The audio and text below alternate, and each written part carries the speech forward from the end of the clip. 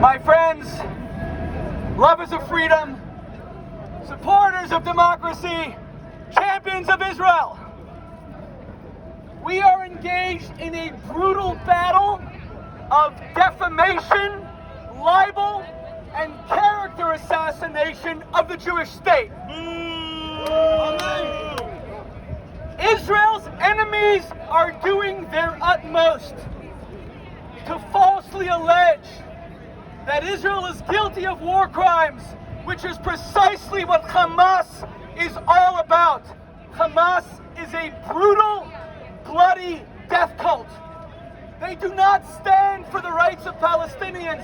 They stand for dead Jews. I have spent the last 24 hours under global assault. My phone has turned into a tsunami of anti-Semitism as Dua Lipa has unleashed 66 million Instagram followers to respond to our full-page ad in the New York Times, which responds to these disgusting allegations of ethnic cleansing and apartheid. Imagine, my friends, that the only free country in the Middle East is falsely accused of ethnic cleansing, a blood libel against the Jewish people. Dua Lipa, Gigi Hadid, Bella Hadid have engaged in libel and defamation, and I want to tell you, thank you whoever can hold this, I want to tell you all what the consequences are for our people when we are defamed falsely, when blood libels are waged against our people. The direct results are Jews being beaten up in Times Square. That's right. The direct results are Jews being beaten up in Los Angeles. The direct result is Jews being beaten up in Toronto. That's right. The direct result is Jews being beaten up in Miami. The direct result is Jews being murdered in Jerusalem. The direct result is Jews being murdered in Tel Aviv. The direct result is Jews being murdered in Haifa.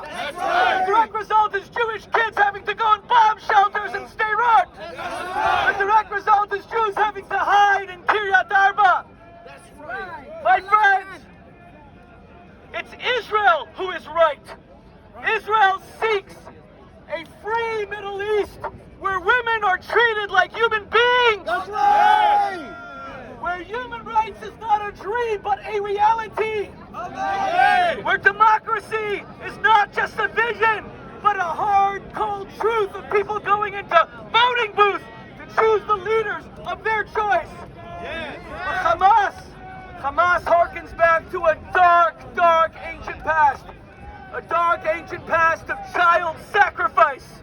Palestinian children being used as shields for rockets and missiles.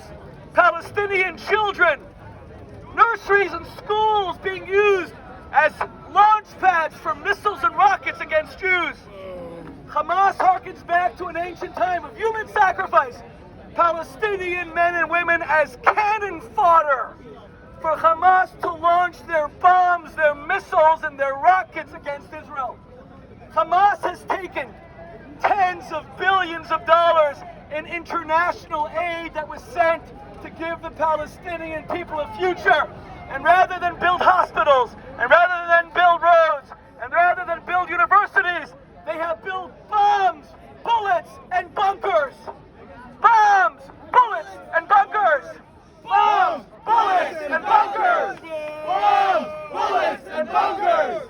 Bombs, bullets, and bunkers.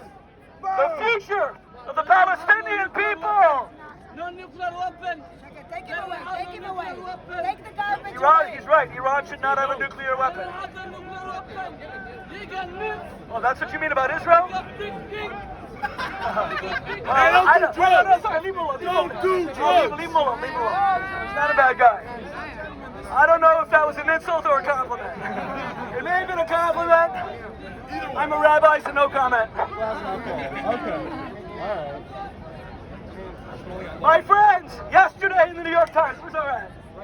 We wrote at the beginning, on October 27th, 1967, right after the Six-Day War, Martin Luther King Jr., the greatest American of the 20th century, was having dinner at Harvard. And a student criticized Israel, and Martin Luther King famously said, "Don't talk like that."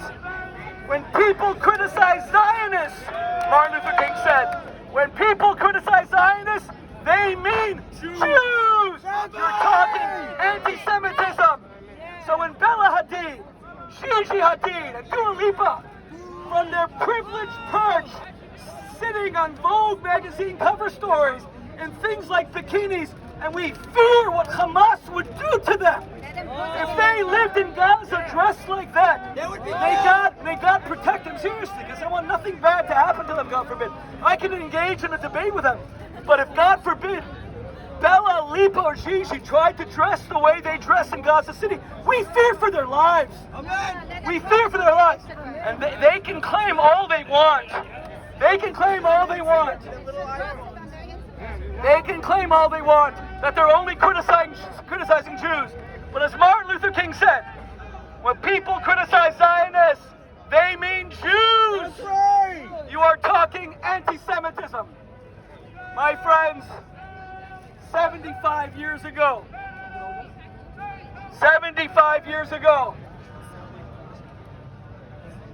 in the lives of our grandparents, 10,000 Jews died every single day for 4 years. 10,000 Jews died every single day for 4 years. 3 9/11s per day for the Jewish people for 4 years. 3 9/11s per day. And 8 miles from here at Ground Zero, where we were this morning, 8 miles from here, where we were this morning rallying for Israel at Ground Zero, 20 years ago this September, 3,000 innocent Americans were incinerated in jet-fueled fire and infernos, and they were given only 2 choices. Not the choice between life and death. The choice between death and death. As they sat in the North Tower, as they stood in the South Tower, the only question was, how will we die? Will we be burnt alive and incinerated, or will we jump to our deaths? We Jews know that choice all too well. We Jews know that Mordechai Anolovich, sitting with 700 fighters of the Warsaw Ghetto, 78 years ago, April 15th, 1943, he turned to them and he said, "I know Moses says that we can choose between life and death, but with the SS outside, with a whole division, we can only choose between death and death. We will either die like animals with these killers slaughtering us, or we will die like men, like women, like human beings, by taking some of these bastards with us." My friends, they fought the Nazis. But Israel today, we will never again choose between death and death. We will choose life.